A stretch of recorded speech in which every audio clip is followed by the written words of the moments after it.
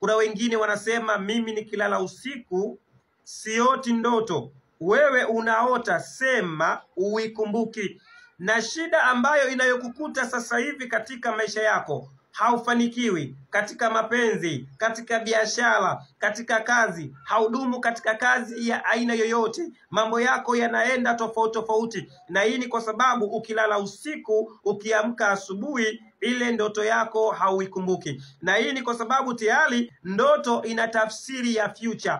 Ndoto ni future yako. Ndiyo maana kuna watu wanaweza wakaota ndoto usiku wa kuamkia kesho asubuhi, tumeelewana vizuri, ile ndoto alokuwa ameiota usiku, kwa maana kesho mtu fulani atakuja, na kweli siku ya pili yule mtu akaja. Na ndoto inaashiria kwamba ni future yako. Na hii minalijini wal insi, wachawi wanakuzongazonga kutokana na hili, ili usikumbuke ndoto yako, ili usijue ndoto yako ni ipi, ili wakuvurugia future yako, na kila jambo utakalolifanya liwe tofauti katika maisha yako. Wachawi wanacheza na ndoto zenu, wanacheza na usingizi wenu. Ndio maana kuna wengine wakilala usiku hawapati usingizi, kwa maana kuna wengine wanapolala katika majumba yao usiku, wamejiegesha, wamepumzika kutafuta usingizi, hawapati usingizi kwa sababu wachawi wanawachezea, majini yanawachezea, ili wasipumzishe akili zao, wakaota ndoto ambazo ni future katika maisha yao, ili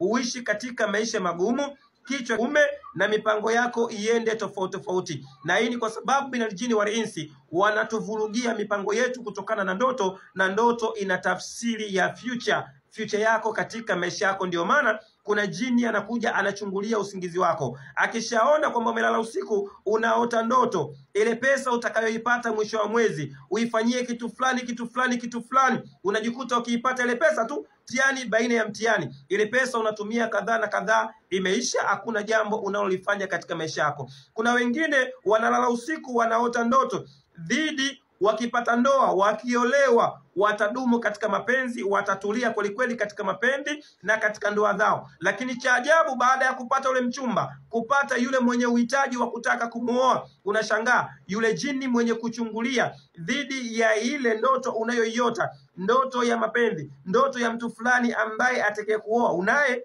na unamjua, amekuahidi anataka kukuoa, alafu wewe ukawa unalala usiku unaota zile ndoto za kuolewa na kadhalika na kadhalika, basi huenda ikawa ni jini maaba ambaye ameingia katika usingizi wako na akakutia maradhi, akakutia hasira, ili uweze uachike katika mapenzi hayo, aidha katika ndoa hiyo, na maisha yako yawe magumu, na aweze kukuingilia yeye na kulale wewe kila siku, na kutie nuksi, mikosi, mitihani dhidi ya mitihani katika maisha yako, pasipo mwenyewe kuweza kutegemea. Tafuta njia ili uweze kuondokana na hii mitihani katika maisha yako kwa idhini ya Mwenyezi Mungu, insha Allah.